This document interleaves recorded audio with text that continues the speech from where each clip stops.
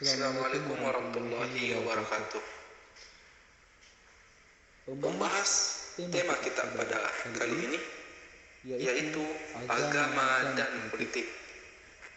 Nah, ketika kita berbicara persoalan agama dan berbicara persoalan relasi agama dan politik, tentu itu akan menimbulkan suatu respon yang satu sama lain itu akan terikat.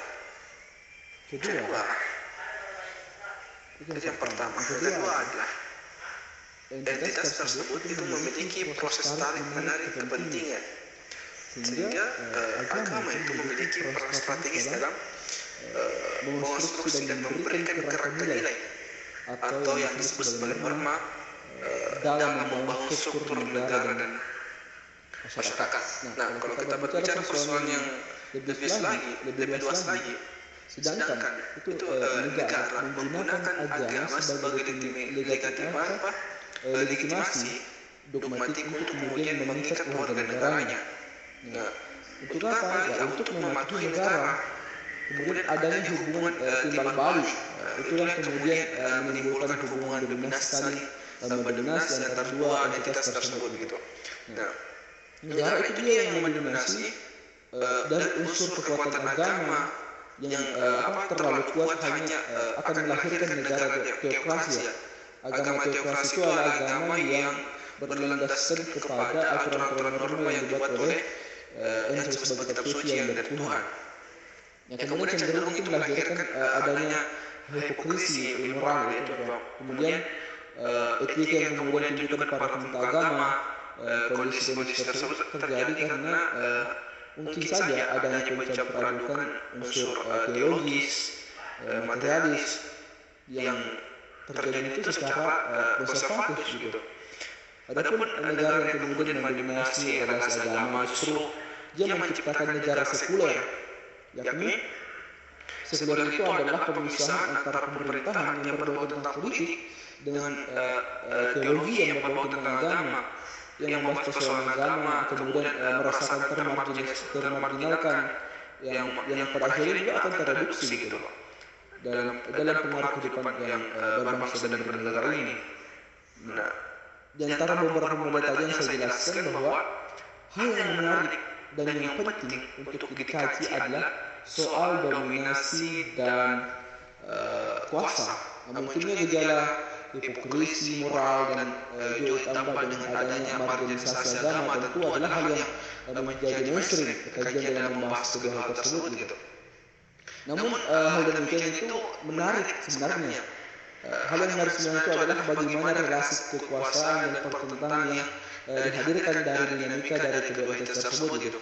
Jadi agama yang menjadi bahasa politik malah justru menjadi agama penindasan, seperti dalam kasus menguatnya kekuasaan negeri Romawi selama abad ke-8 gitu loh. Nah, kemudian pertentangan antara fraksi-fraksi agama Islam dan Khalifah Umayyah hingga Abbasiyah itu sebenarnya itu menguatkan gitu loh. Jadi negara dengan adanya negara itu menyingkirkan adanya peran agama, malah justru dia menjadikan demoralisasi masyarakat yang justru akan memberikan perkembangan tinggi gitu. Maka inti sarinya adalah adanya depolitisasi agama justru akan menimbulkan anarki. Sedangkan apabila terjadi gejala politisasi agama justru menciptakan adanya hipokrisi dan vigilantilisme. Oleh karena itu ya mungkin sangat urgen mungkin dan signifikan untuk melacak sisi profetik dari munculnya agama itu sendiri. Nah, harusnya diakui bahwa pemahaman agama yang dilakukan secara mungkin secara dogmatik malah justru dipolitisasi menjadi alat justifikasi saja. Nah, sedangkan pemahaman agama secara paradigmatik malah justru mengarahkan agama hanya menjadi simbol reformasi saja. Jadi agama hanya dijadikan sebagai simbol-simbol yang ini agama ini dan kemudian menjadi doktrin-doktrin dan atau stigma-stigma yang muncul di luar pada orang yang beragama itu. Tapi minim daripada instrumentasi nilai dan norma dalam masyarakat. Jadi kalau kita melihat hal yang demikian, kondisi yang serba dilematis, itulah yang kemudian sebenarnya sangat penting untuk dilacak. atau kita melacak kembali dasar lahirnya agama di dunia itu seperti apa. Nah, hadirnya agama di dunia tentu memiliki dasar kuat dan tentunya memberikan pencerahan dan pengaturan tata perilaku dan norma dalam masyarakat gitu. Kalau kita melihat dan menelisik secara historis, lahirnya agama di dunia memang didasari atas kondisi masyarakat yang serba kaotik. Agama sebenarnya menjadi dasar yang kuat gitu loh untuk melakukan reorganisasi ulang terhadap kehidupan masyarakat tersebut. Nah, dengan menjadikan nilai dan norma agama sebagai dasar pembangunan masyarakat. Nah, kalau kita melihat dari konteks itulah yang kemudian mendorong adanya pergeseran dimensi sakral menjadi dimensi profan, sehingga agama kemudian ditempatkan juga menjadi agama sosial.